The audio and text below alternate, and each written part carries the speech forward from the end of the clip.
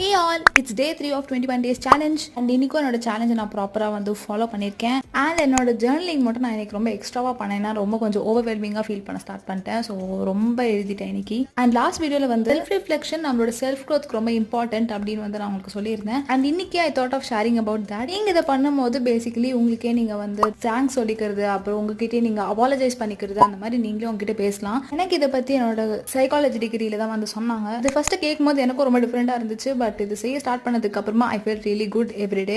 என்னோட own நீட்ஸை ignore பண்றது, அதுக்கப்புறம் எனக்கு என்ன தோணுதோ அதை செய்யாம விடுறது மாதிரியான விஷயத்துக்கெல்லாம் என்கிட்டே நான் அப்பாலஜைஸ் பண்ணிப்பேன். I thank myself for showing up everyday even it was hard. நீங்க டெய்லி இதை பண்ணீங்கன்னா கண்டிப்பா நீங்க ஹீல் ஆகுறது உங்களுக்கே ஃபீல் ஆகும். மார்னிங்ல இப்பெல்லாம் நான் வந்து ஃபோன் எடுக்கிறது இல்லை. எழுந்த உடனே எல்லா பக்கம் முடிச்சதுக்கு அப்புறமா தான் ஃபோன் எடுப்பேன். அண்ட் ஃபர்ஸ்ட் நான் செக் பண்றது வந்து யூடியூப் ஸ்டுடியோ வியூஸ் எவ்வளோ லைக்ஸ் இதெல்லாம் தான் செக் பண்றது. அதுக்கப்புறம் ஏதாச்சும் வீடியோ வந்துச்சுன்னா நான் அதை எடிட் பண்ணிடுவேன். First I made banana smoothie and இதில் ஆட் பண்ணிருக்கேன் அந்த ஸ்வீட் பவுடர் ரெசிபி நான் ஆல்ரெடி ஷேர் பண்ணியிருக்கேன். And see you guys tomorrow.